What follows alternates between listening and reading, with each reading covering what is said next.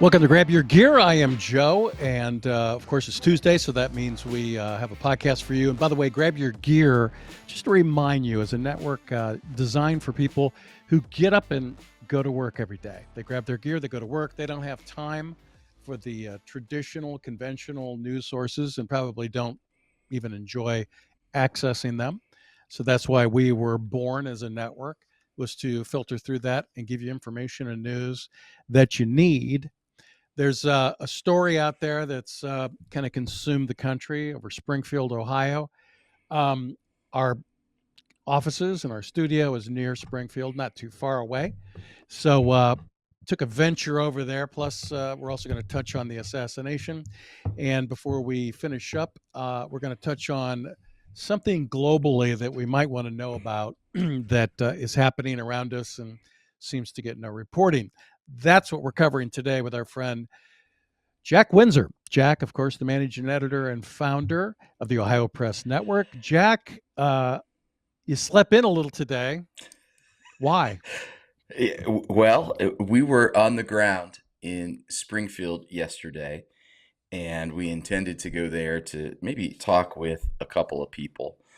And I think we ended up talking with about a half a dozen citizens of Springfield, and we did that from various locations. So we wanted to go there and get an accurate pulse on how Okay. the community is reacting to all this. All right. I want to get to Springfield in just a minute, but I want to talk to you briefly and get your perspective as a journalist. Mhm. The Trump assassination attempt. Okay. Which most media right now outlets are labeling it apparent assassination attempt. And they're quoting a lot of experts. And experts is usually a term just used generically anymore. They actually, if you actually refer to an expert, typically you will say Bob Smith, who's an expert in blah blah blah. Right. So for people that might consume information, you need to understand when people just refer to random experts, it usually means a 22-year-old producer Googled it and just found something. But I want to run this by you because this comes from a place I used to work, NBC. Yesterday, I believe it was yesterday. Yeah, yesterday. Lester Holt, NBC Evening News, ran the story on the assassination attempt of President Trump. And I just want to read you the intro to that story. I wrote it down. And I only saw this because someone passed it to me. Um, Today's apparent assassination attempt comes amid increasing fierce rhetoric on the campaign trail itself as Donald Trump and his running mate J.D. Vance continue to make baseless claims about Haitians in Ohio. Um, Boy, you talk about being able to tie assassination to Springfield in one sentence. That's what he did. What's your gut reaction when you hear that? Disgusting. I mean, It's I Lester could go Holt, on a by the way. rant, but well, yeah. I mean, consider the source. You know, let me read you this if it's okay, and I'll try to Sure. tie this together. So, as I mentioned, and as you alluded to, we were in Springfield yesterday. We talked to a lot of citizens there. Talked to a lot of Haitians actually. They didn't want to go on camera. That's okay.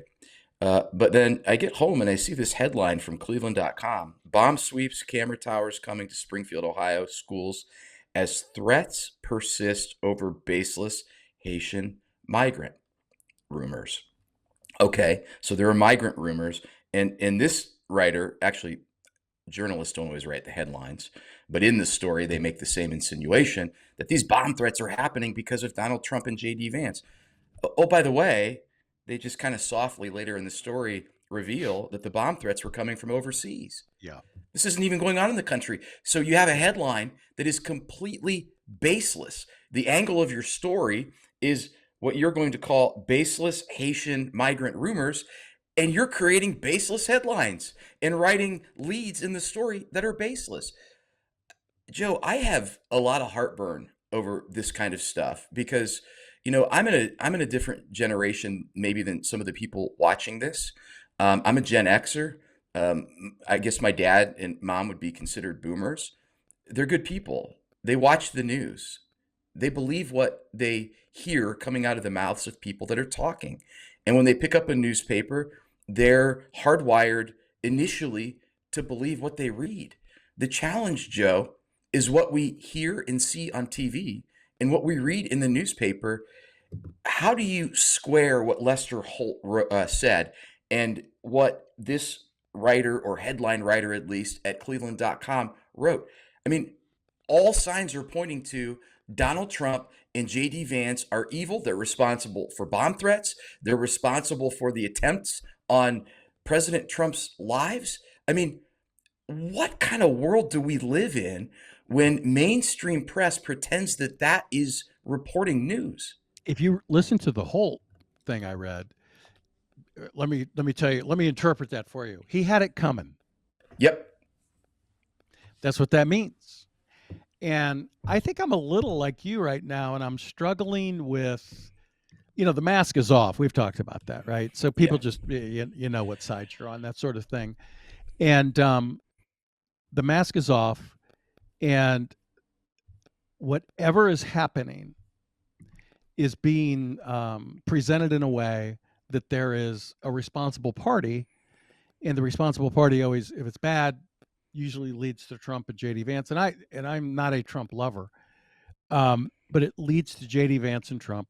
And I'm not sure how they're framing the Kamala Harris thing. We've talked about that before. It still feels like a consumer product being sold. Yes. I mean, because it's like, you just got to trust me. According to consumers research, this is a good floor wax, and that's what it feels like. So in general, if I had to ask you back to Springfield, Mhm. what are the 2 or 3 things you take from your conversations over there? And by the way, hats off to Apprentice Isabella, who Absolutely. ran camera for you, and well, frankly, drug her ass in here this morning and looked like she needed about 18 more hours of sleep. But that's another thing. But what are the 2 or 3 things you learned? Do you think that you didn't know when you went over there and started talking to people? And may I ask, were you the only media types over there talking to the Haitians, or were there other reporters and people like that in the same vicinity you were? So, what I saw and observed was when, for example, we were near the city hall, there were a lot of other news outlets there set up with their, on location displays. Everybody's smiling in Mobile front of the units, we building. used to call them, the mobile The, technology. the, Yeah, the mobile technology, right? They're set up and they're fat smiling, and trucks. I'm broadcasting from Springfield, and they're all, and I think you said this, Joe. They're all regurgitating what each other is saying, Correct. and meanwhile, we're out on Main Street, we're out on, Bechtel Avenue, we're at the soup kitchen where the director there says this is the highest crime rate area in the city. That's where we were. We were there talking to Haitians. We were there talking to citizens of Springfield, because here's the overwhelming sense that I get, and I need to pour back over my notes. We're going to have a couple of stories produced off of this, but the overwhelming sense that I got is a community that's misrepresented. We're hearing about, uh, we're getting sensational headlines, and when you read the headlines, you would probably believe that the white folk there are mad at the Haitians because they're afraid they're going to eat their cats and dogs, and they're cooking their geese, right? And because they're brown people, they don't like that 20,000 of them have come into the community, and the Haitians are lazy and they're collecting a paycheck and living off of government assistance. That's really what the press and even politicians have teed up for people. And I got to tell you, um, that's not what we saw.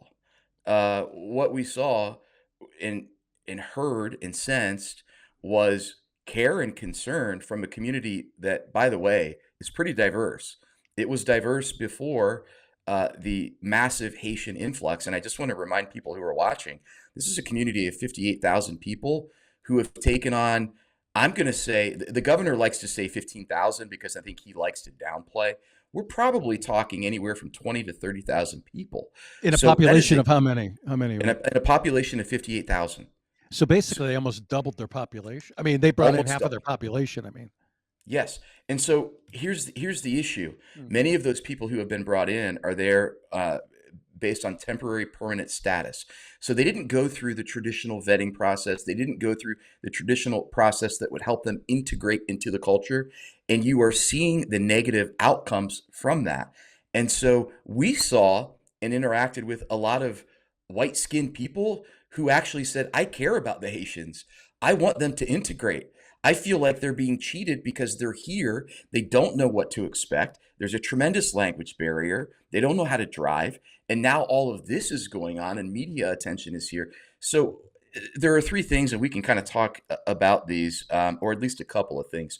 The number one is there are rent problems in that area because of stipends that are given, because landlords, I'll give you an example. We're at the soup kitchen yesterday, and the director of the soup kitchen tells a tragic story of a disabled veteran who was paying rent, probably $600 a month, and he had to go to eviction court because the landlord raised his rent. He couldn't afford it. And so the soup kitchen director said, I had to go to court to be a character reference, but the guy lost his apartment and he didn't have anything else to do. So he So was he out in the he street. he didn't just lose his apartment because he lost his apartment. He would have had to have, that landlord would have had to have had a better option rent wise. If I'm hearing you right, I mean that he got rid of him because he raised rent only. This is how it works in real estate. You only raise the rent to what you know you can rent it for. Correct. That's right. So he That's raised his right. rent. Yeah. So he raised his rent because here's what's happening. And this is probably a oversimplification, but you're getting Haitians, maybe there's 6, 8, 10, 12, 20 to a house, and they're each paying $250 a month on average. And so all of a sudden, the landlord says, well, I can get $2,500 out of this unit. You're only paying me six. I'm going to raise the rent to 15 or two. And so people are out on the street. That's creating, one, an issue with housing. And many of the people that are getting displaced are Springfield residents. As you can imagine, that's also creating some resentment in the area Well, because sure. people are really trying to figure out. I mean, the Haitians, they call them magic cards. They get a debit card and it gets refilled every month. And they also can go to the Who's paying for this? you, me, and the taxpayers. Okay, so the state of Ohio or federal help Yep. is giving them the what is it, EBD card or whatever they call them. Yeah, it's they call it a magic card. I didn't get to see one, but several of them talked about it. So I would imagine, Joe, it's probably something like this without the logo. It's really just like one of those MasterCard or Visa cards that you would buy at Walmart and you can reload. Okay, It's they're one of doing the those. same thing in New York. That's given by the city, but okay. So if let me just back up a minute, Mhm. and you got to correct me if I'm wrong. But if I'm renting an apartment in Springfield, Ohio, all of a sudden the rent goes from $600 to $2,500. Even at $200 a piece, I can't get enough money. $200, I don't have enough people. I can't put that many people in that room. So that means there's a rent subsidy coming from somewhere. And if I had to guess, it's probably not as much the government as it is an NGO, a non-governmental organization, or some other source that is providing aid to these people. Or am I wrong? Is that all government aid? That And if it so is, what plan? I mean, what are they? There's a lot to unpack here. there's a ton to unpack, and so part of what we did yesterday and we'll do initially is we'll share with Ohioans and Americans what members of the community are saying because our goal was to get a pulse, right? And there is confusion, but I'll tell you what there isn't confusion about, and then we'll go to it in just a minute. There isn't confusion about the fact that somebody's benefiting from this. And as one of the guys we talked with said, everybody's a victim. The citizens of Springfield who have welcomed in the Haitians, mainly with open arms, are dealing with a lot of not only tensions because of the difference in cultures that is not being bridged. Uh, the roadways are not as safe as they were. We can talk about that in a minute. Rents are through the roof. There's a housing shortage, and now you have a governor, you have a mayor, you have national talking heads basically gaslighting the community and saying, well, listen, it was a little bumpy in the beginning, but now that these 20,000 are here, It's been an economic boon, and things are going to be just fine. And if you push back on that narrative, whether they say it directly or indirectly, they kind of label you as a racist or Sure. xenophobic. Sure. And so, there's all of that going on. And so the consensus is somebody's benefiting here, and it's not the Haitians the way that they could or should be. Many people feel like they're being taken advantage of. Um, but we're going to get to the bottom of that. Where is all of this money coming from? We know that they have the magic card. We've heard that they get some housing stipend. Where does that come from and how much is it? And we also know, you're right, the NGOs are providing probably some of this clinic care. The state already has money that has been allocated, and it was based on the census. And by the way, the influx happened since the last census. That's why some of the cries are coming so loudly, because the community is going, we don't have the resources to handle all of this. And so the governor just said, we're going to push $2.5 million more there for primary care. Okay. But does that really fix the problem? So the government, the state government's putting money in.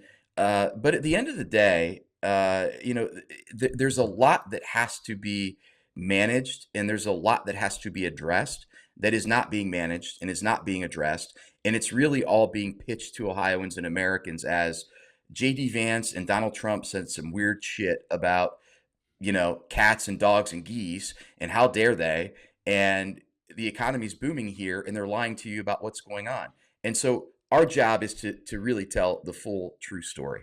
Okay. So, do you know anything about crime when you talk to the residents? Is crime up? Is it okay? Are the police doing their job? What is it? Well, it's hard to tell when you don't report crime. That's what I Um, figured. yeah, Yeah. so Jeez. everybody that we talked to under their breath basically said, "Look, I don't want to sound racist or xenophobic, but the geese are missing. You know, we've been here long enough. We know that when there are geese out here in the waterways, they're gone or they're missing or the numbers are way down." But they continue to say that's not really the issue. The issue is X. And I'll give you an example. I had a conversation with the mother-in-law of a woman who was killed in Springfield in December, and the mother-in-law was run over by a driver who was a Haitian, and he was, I believe, a new arrival, but he had also been in some other traffic accidents. And the alarming part about that is not that the prosecutor didn't prosecute him for manslaughter, it's that photos show the driver had expired tags. It looks like, after getting into some of the file, that he may not have had a driver's license, but there was no citation. And so it's hard to talk about crime if you're not recording criminal activity and you're not prosecuting it. So I want to ask you another question, and I don't want to bounce around too much, but these are things that just come to my mind. What's the situation with the schools now? I mean, if you've had this much of an influx of people, what comes to Mhm. my mind is housing, crime, and schools. So we were able to talk with a couple, Lisa and Tom, yesterday. They have an eighth grade daughter, and the eighth grade daughter, they relayed her story to us that Okay. she feels bad for the Haitian kids because the Haitian kids come and they can't speak English. They speak French Okay. Creole. They don't necessarily have the resources to provide the interpretation needs of the students. And so in a lot of instances they're sitting there, and really that's about it. Sure. Trying to consume information, trying to communicate. But this is a school system that has had, we heard, I think, 1,800 new students in the past Wow. couple of years, all that are kids from migrant families, mainly Haitian. So many of Hmm. them speak French Creole. So imagine being a teacher trying to instruct, or trying to get basic instruction or requests from a student that can't speak English, and think about the drain on resources. Think about the missed opportunity for that student to you know uh, uptake information, whether it's math, science, reading, writing, history, social studies, whatever it is.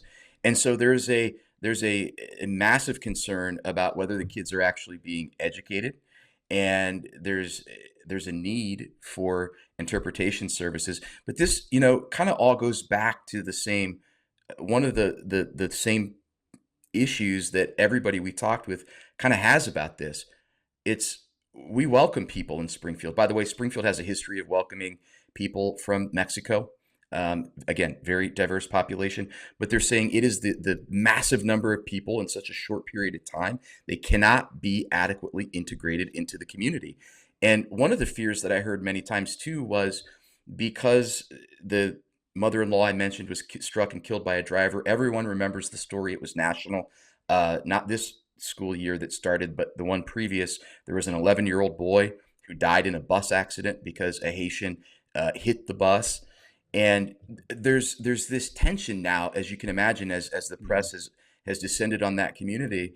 And one woman said, if there was another accident like that, I don't know what would happen here.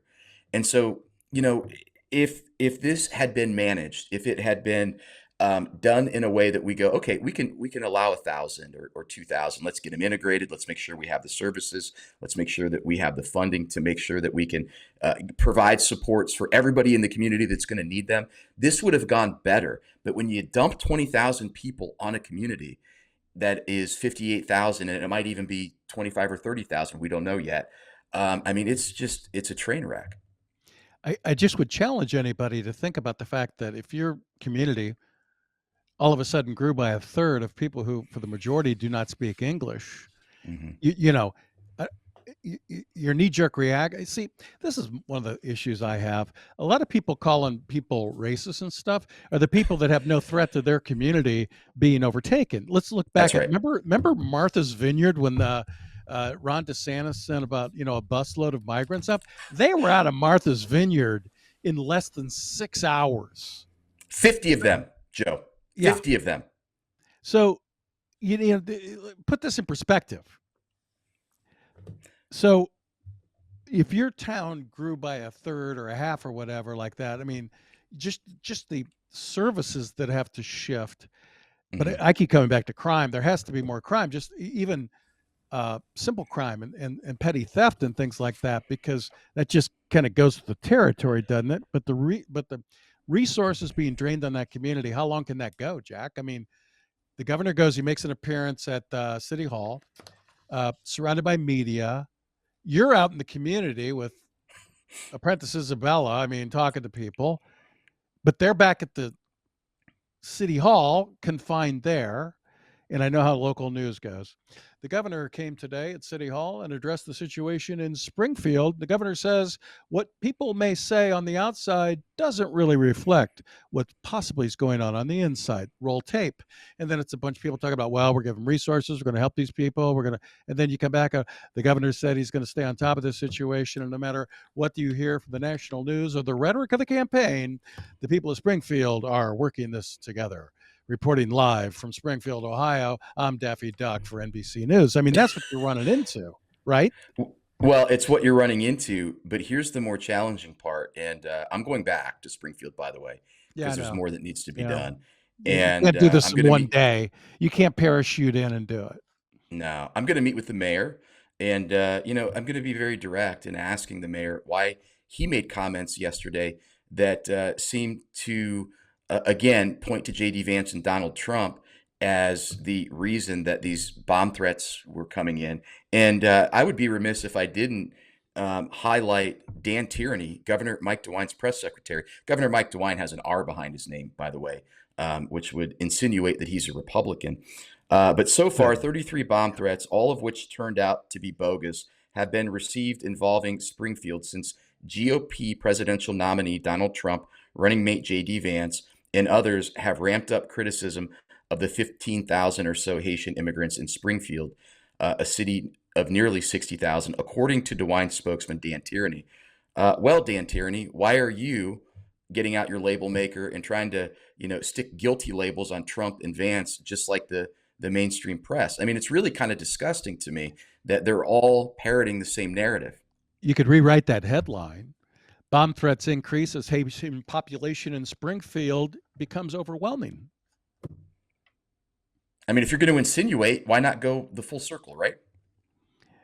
This is why I hate this profession. I mean, I enjoy news, but what it became, it's entertainment, and it's not very good entertainment. Um,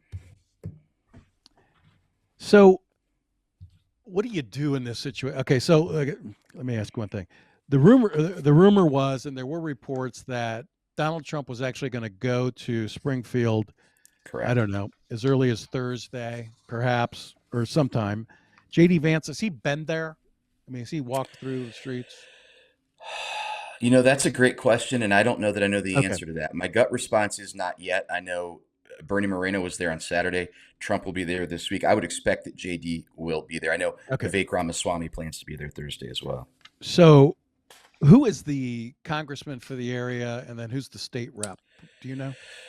I believe we're talking about Jim Jordan, Seriously? and I believe so. In Wow. fact, when I met with our friend at the soup kitchen, his name is Fred, Fred Stegner, amazing dude, doing God's work, trying to help people, trying to give them a warm meal, trying to do the right thing. He said, look, Jim Jordan rung the bell on this a while ago, and nobody wanted to listen to him. Uh, I've got to, you asked me a great question, and I don't know the answer to that. The state rep used to be Kyle Kaler there in Springfield, and I've got to look up who the new state rep is. I'll get that for you here in just a minute. Okay. So that's interesting. Is okay because you know Jim Jordan, and I've met and interviewed Jim Jordan a couple of times. Has he weighed in on this recently? I sent his press team the headline from Cleveland.com and my response to it. And they got back right away and said, "We owe you a hit, and we'll get with you." So Yeah. Are they the recognize that it's going the on, DC and guys? You talked to the yeah, the DC? DC guys. Yeah. Yep. I like both of those guys. I've met them, and they just don't really care what you think about what they say. If you're offended, they just tell you the I, truth. I like Russell a lot. He's Yeah. he's my favorite. Yeah. I wasn't going to mention his Uh, name, but Russell, if you're listening, or if this gets sent to you, um, you're a good Joe, if I American. may, he Yes. is a good American. I just sorry to interrupt you. Yes. No. Looks like Bernie Willis is the Republican from Springfield, and he's definitely on our tick list of people to talk with. Okay. So you're going to reach out to him. All Yep. right. Um, where do you go from here, and what do you look? Okay. See, here's my questions for you, and I know we're kind of working. Let's just be honest. We're working on this story together a little bit. We're trying to provide some video resources for you, but you're the lead on this. Um, until you find out who's behind it, isn't it hard to figure out what's going on? And I'm going back to where we started with these non-governmental organizations. If there really Hmm. is one of those down there, and if they're There really is. bringing people in, okay, if they're bringing They people are. in, then don't you need to know where they're bringing them in, how many they're bringing them in, the frequency, and where they're coming from? Because I have a Yes. feeling they're not all coming from Haiti. They're probably coming from other parts of the country. They just We relocate. actually had I had a Haitian friend contact with me yesterday, and we talked to at least a half dozen Haitians, and that was one of the major themes that we heard repeated was that there are Haitians, but they're not all Haitians. They might be Venezuelans, they might be Cubans, they might be Puerto Ricans, maybe Mexicans. So, but the Haitian community is the one that's getting all the attention. My understanding is there was an NGO set up more than a decade ago there, and I don't want to give it too much attention because we've got to look into it a little bit. But Yeah. they kind of built the skids on which this latest influx, slid into Springfield, and yeah, there's a lot going on there. I can tell you, for example, one of the controversies in Ohio right now that we uncovered. We talked about it on my radio show, and and Yep. and by the way, we're usually about a week or two ahead of the news cycle on the radio show and what you and I are talking about. Sometimes we just deal with what the day's top stories are, but sometimes we're ahead of the curve a week or two. But one of the things we uncovered was that there was a voter registration form that was drafted in Creole that was handed out in Springfield. And I took that to Secretary LaRose right away and said, "This doesn't smell right." And he said, "No, that is not an official form. That would never come through the Secretary of State's office." I said, "I don't care if it comes from Mars. What if it ends up at the Board of Elections?" And he said, "Well, what will happen is they'll stamp it because they have to stamp everything that comes in, but they will reject it." And sure as shooting, we uncovered that there was a form submitted already. It was a voter registration form written in Creole, and somebody had completed it and taken it to the Board of Elections. And so Frank LaRose, we published this story on the Ohio Press Network yesterday, has said, look, you got to be on the lookout, Board of Elections workers, because if you get forms that are written in a foreign language or, from non-qualified electors, we got to make sure that those are not getting on to the voter rolls. Isn't it incredible, Jack, how all this happens right around an election? Well, chaos is a really important thing for people who want to do nefarious things, because it's kind of like, I got to tell you this story real quick. I took Latin in high school, and we were going to go to Rome. And the teacher said something once, and I was just floored. She said, "Look, if you go, if they throw anything at you, don't try to catch it." I'm like, "What do you mean? Like, if they throw something at you, don't try to catch it?" And I'm like, "Well, why?" Well, because they want you to drop, if you're holding onto a purse, a bag, or whatever. The goal is for them, somebody else will be with them, and they're going to come swipe your stuff, and then off they go. And I went, well, that's crazy. Diversion has always been a tactic, right? It's the Yeah. same thing. There are so many things going on. And by the way, Springfield residents recognize this. Mm-hmm. Every one of them said yesterday, why are they writing about the geese? Why are they writing about racism? Why are they writing? And by the way, why are they saying that we're saying they're not citizens? We're not saying they're not citizens. We're saying they have temporary protective status, which is different. One guy went to great length and said, well, it's a fiat. It's permission given by the president through executive order. That's not a law. So that could go away. That puts these Haitians at risk as they're trying to integrate into the community. So if President Trump comes in and removes that executive order, then what? And so, but a lot of them are going, there's a lot going on here, but why are they not telling the full story? Sorry, I feel like I keep saying the same thing, Joe, but like it's just around election time, it's so convenient to create so many different like scintillating headlines and talking points that you might just miss what's going on over here. So I'm going to end today's show with some depressing information, okay? Uh-oh. but Okay. but I think this has to be at least brought out. Okay. So there's an editorial in the Wall Street Journal today by an egghead, Walter Russell Mead. He's like a international global like guy. The headline is U.S. shrugs as World War III approaches. And we talk about the mainstream media and the corporate media and what they report on Springfield. Mm-hmm. This is a story they've all gotten together with and reported accurately. And I'm talking Washington Post, New York Times, Bloomberg. And that is a tragic and terrifying tale of global failure on the part of the U.S. and its allies. China, Russia, Iran are stepping up their attacks on what remains of the Pax Americans as they continue to make gains in light of the U.S. influx and influence. If you look at this, there was a report that was put out by the Commission on the National Defense Strategies. This is Republicans and Democrats who are national defense experts, which basically says the U.S. faces the most serious and challenging threats since 1945, including the risk of a near-term major war. They reference a nuclear war. This new alignment of China, Russia, Iran, and North Korea increases the likelihood of a conflict in a multi-theater global war. Okay, so this is going on. If we were not in a politically dysfunctional climate, this would actually probably be the lead story on every newscast. Because it doesn't take a lot at this point when you have these global tensions. I don't think people understand. It doesn't take that much to start a war. And when you have China off the, Taiwan, and you have the Russians in the Ukraine, and a lot of Americans and neocons determined that that's not going to fall, and then you have Israel facing Iran.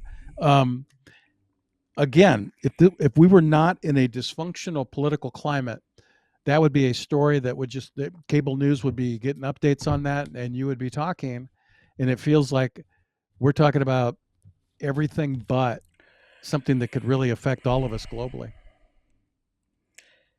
It is depressing, and I'm going to say a couple things, keep me on track. The problem is we are very well into a war already, and it's the information war. And the good guys are losing. We've spent the entire program talking about that. And I think it would be foolish of me not to acknowledge that China, Russia, Iran, North Korea, they all have dogs in the fight, and they all have people here in the United States simping for them and promoting their agendas.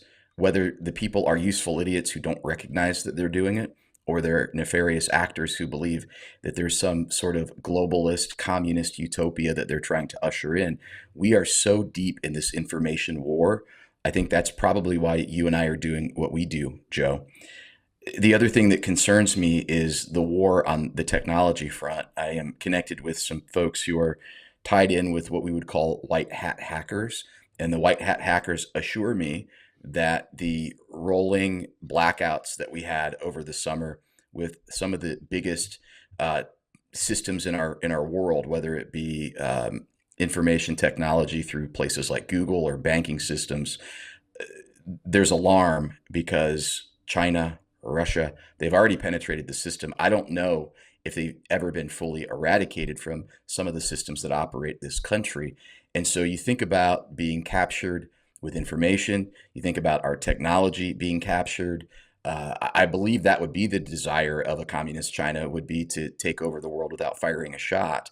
But then when you get to the reality of having to fire a shot, and then you realize that our biggest contractor, whether it be for pharmaceutical drugs or for weaponry, is really China, we should be concerned, and we should be turning this country around, and it has to happen immediately. If you do not think there's dysfunction globally, take a step back and look at a picture of the protest at Columbia University, where they're basically pro-Palestinian marches, and people are holding United Auto Workers signs up, and ask yourself, what the hell does that have to do with any of this stuff? And I suggest you ask yourself that question. If you don't know the answer, I suggest you follow this network because we talk about it. We have a documentary series that's actually coming out going to address some of that stuff. And you hate that. You and I were talking last night, and said that one of the challenges is you don't want to sound like a conspiracy theory anymore. I think those days are gone, because you just report truth. And I think you share my disdain for both political parties. Um, Yes. it, the political rhetoric. I mean, I think the progressive left is got most of the media channels, but it doesn't help when it's fueled by the right either. I can tell you what I think, and it doesn't matter. But I do think one side has focused their entire existence on hating Donald Trump, and there is a point where that becomes a little over the top. I'm concerned about this. I mean, look, let's just talk about this where we started, and then this is where we'll end it. Do you do you think it's conspiratorial of us, Jack, to say, um, I want to make sure that this guy was a lone assassin that tried to take out Trump, because nobody right now has come to tell me that there's nothing that doesn't look like this is a network or anything like that. I mean, I watched the news conference of the law enforcement agencies yesterday, and all they did was congratulate each other on stopping this guy, but nobody talked about the external threats, or where he may have come from, or what else might be connected to it. And then you shift to the more traditional media, and it's the apparent assassination attempt. I mean, you just watch the flow of the information, and it goes, what the hell are we doing? Yeah. I think if I've got to be careful of saying, this might sound conspiratorial, because that probably represents ideological capture or fatigue from recognizing that you're right, and the left, the progressives, maybe even the right that are in cahoots with them, Yes. continue to beat you over the head and say, "Oh my gosh, that's so crazy." Well, if it's crazy, then why does all of it come true? Yeah. I'm going to go back to something you said because I think it's important. And this might be the bow that I put on this. And if you want to ask anything else, that's fine too. But I'm going to go back to that headline written by Cleveland.com that says the bomb threats are due to the words of Donald Trump and JD Vance. Well, number one, not only is that not true, because they're international bomb threats. The governor said that Yes. yesterday in his press conference. But how dumb do you think we are to say that the bomb threats are coming from words that were uttered a couple of weeks ago when you've been beating the drum that Orange Man bad, he's a threat to democracy, he's the next Adolf Hitler. You've been doing that for years. And you don't think that the words that you utter against him have anything to do with respect to assassination attempts? I mean, it is, how dumb do they really think that we are? That's when I read this stuff, man. This is what makes me so furious. Like, are they stupid or do they think I'm stupid? Yeah, I'll tell you this. Donald Trump can't be that big of a threat to democracy because he doesn't control the institutions you'd need to overthrow democracy. The other No. side kind of controls a lot of them. But for him to overthrow, to take up democracy, he would have to control the corporate. He'd have to control the information networks, which would be everything social media, all the traditional information platforms. He'd have to control the military. He doesn't control any of that. Matter of fact, pockets of all those hate him. So Yep. um, even if he wanted to, he couldn't do it because he wouldn't have the platform. He wouldn't have the resources to do it. Jack, I hope we didn't get too far into the weeds today. Apprentice Isabella will probably tell me if she stayed awake through this whole thing, whether we did or not. And by the way, she did send me a note that JD Vance, as of her everything she could find, had not been to Springfield yet. Okay. So maybe he'll go Thursday. Maybe he'll go today. Who knows? Jack, you'll be following up on the story. If people want to read the work you're doing, they can go to the Ohio Press Network, and you'll have your content there. You're also on radio. Give us a plug for both your radio and how they can find your written work. So radio station is 98.9 FM, The Answer in Columbus. Turn your radio dial there if you're in the Columbus area. If not, go to 989theanswer.com. When you get there, just search up the Windsor Report and the archive will be there. You can listen to all the past shows. If you're on Spotify, type in the Windsor Report and you can plug in right there. The OhioPressNetwork.com. That's the OhioPressNetwork.com. It's going to give you the pulse on the people, politics, and policies shaping the Buckeye State in America. And that is where some video will be going shortly as you continue to develop this story. So your readers can now watch video and hear it directly from the people in Springfield, correct? That is absolutely correct. Thanks to your assistance on that, Joe. Yep, no problem. And Jack, thank you for joining us. So we'll be working on other stuff throughout the day and through the week. In the meantime, thank you for listening to Grab Your Gear. I am Joe. I want to thank Jack Windsor, Ohio Press Network, Apprentice Isabella, for all of her hard work producing the show and lugging production gear around the city of Springfield yesterday. Have a great day, everybody. We will be back here next week unless something comes up and we need to come back to you. In the meantime, have a great day, and we will see you next time back here on Grab Your Gear.